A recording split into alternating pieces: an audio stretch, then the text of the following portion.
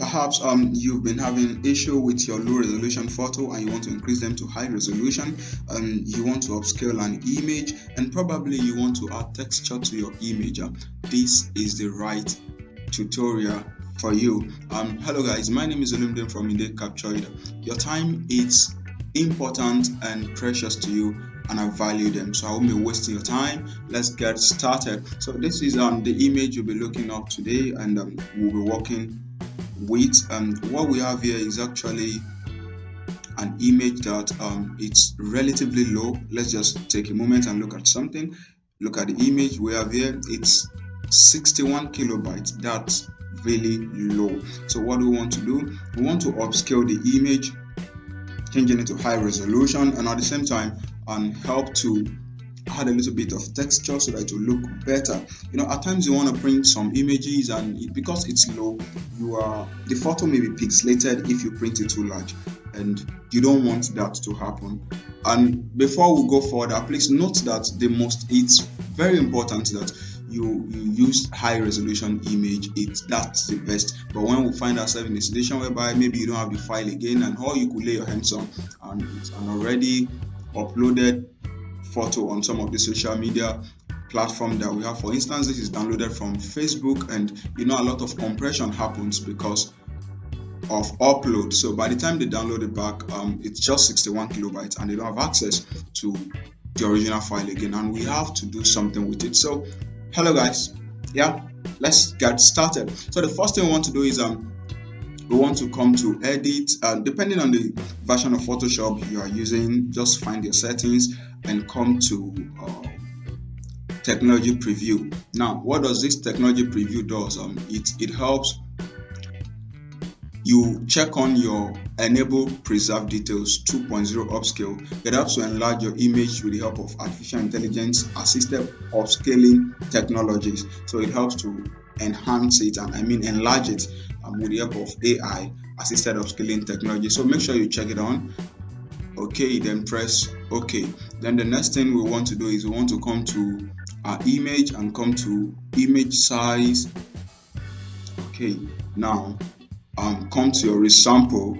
You will find the preserve details 2.0 there, so you click on it. It could be on automatic when you open your image size, so you just have to change it to preserve details 2.0. Once you have checked it on like that, now we want to increase the image resolution. If you take a very close look, you discover that as soon as you increase your image size, it's going to change. Even we have the details up here is going to change, and you will see an increase even in the size of the image right there. So you know that you're doing the right thing. So okay, what we want to do is we want to increase it on 720, and just want to increase resolution should be around 300 if I'm not mistaken. So the width we are going to increase to, let's say, 1.5, like that. So once you increase it like that, it's going to zoom in into the images to tell you that an adjustment has been done to your image. So okay, let's take a closer look. Then we want to do something, and what we want to do is we want to play with our reduced noise here. Let me show you something. If you take it up, you discover that it's smooth. We have that smooth image, or the pixelation has disappeared and all that. And at the same time, if you reduce to 0, we have some details there like that. But then I don't want it this way because it looks too much, so I'm going to just adjust it. You can always play around with some of these things. It makes you understand it better. So all I want to do is just play around with it. I hope you discover what I said right now. Let me show you again. Take it up as far as 100. You see we're having a smooth image, and when you bring it down, we are having a little bit of sharpness in it already. So I want to take it around I think around 10. Okay, let's say around 16 is okay for me, so I'll just click okay. Here we go. Okay, let's zoom in into what we are working on. You can see everything just looking dull, the eyes and all that. Don't worry, we'll do something about it. We've increased and we've upscaled the image already. So to bring back some little details won't be that difficult. Again, we can always work on that. Okay, that being said, the next thing we want to do now is you come to your filter you could duplicate your image whichever way you want it. So all you want to do right now, you come to your filter and come to sharpen. Probably you've been seeing this all along and you've never tried it before. We'll be trying it together today. So we'll come to sharpen. It works amazingly, honestly. So you come to smart sharpen, click on your smart sharpen, and boom, we are here. Let me just increase this so that you see it better. We are here right now at the moment. Okay, now this is what we have. You can see our job has been done already. Even you can always come to settings as well and use legacy. But now the disadvantage of using legacy is that once you check on the use legacy box, once you take it on, you don't have control over the reduce noise again. And I don't really want that in this tutorial. In your own time, you can try it out and see the difference, just play around with some of those things. But for the sake of this tutorial, I don't want that because I want to have a total control over the reduce noise. I want to show you something there, so I'm not going to use legacy. I'm just going to stick to the normal custom and adjust some of those things. So now what do we do? Okay, I want to bring this closer so that we can see. Okay, you can see before and after. You can see the difference on the image. Okay, now we'll increase our amount. Okay, let me zoom in a little bit more so that we can see it better. Okay, we'll increase the amount, and we can also increase the radius. Let me increase it very well so that you see the difference. Okay, you see this is way too much actually, but then I just want you to see that it really works, but this is way too much. So I'm going to leave my radius around 1 thereabout, or 1.3. okay, 1.3. I can even reduce it to as 1.1. I think I'm okay with 1.1. And then your reduced noise, you can always play around with it. Let me show you. It helps.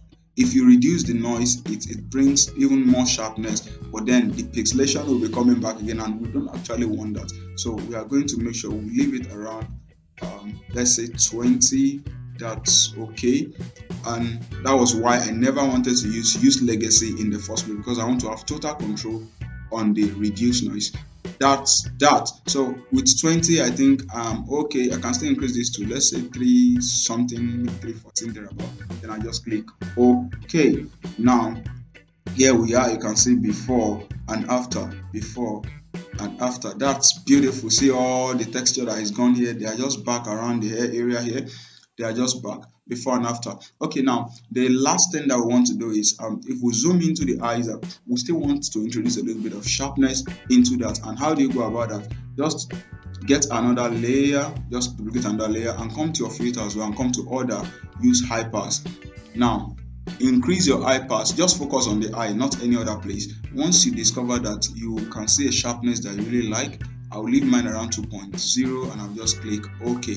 Then you come to your blending option here and just change the blend mode to overlay. Okay, now it's affecting the whole picture. We don't want that. We just want it only in the eye. And how do we go about that? That's where our masking comes in. So you mask. Okay, hold your Alt and just mark so that we hide everything. Then you can go back to your brush. Make sure your brush is set opacity 100 and flow at 100 as well. Then make sure your foreground color is set to white because we want to review. So we just paint on the eye like that. You can see beautiful, just on the eye like that. So beautiful. And if you think it's too much, let me show you before and after. So I say before and after. If it's too much, you can always just reduce the opacity, and here we are. So beautiful. So that brings us to the end of the tutorial. Please make sure you try it out on your own with your own image, and just try it out and play around with some of these values. You will even get more amazing things you could discover. And thank you for watching. If you know you've learned something new, please make sure you comment, like, and share so that even more people will have access to this video. You are the only reason I'm always coming here and dropping video. Thank you so much for watching. See you in my next tutorial.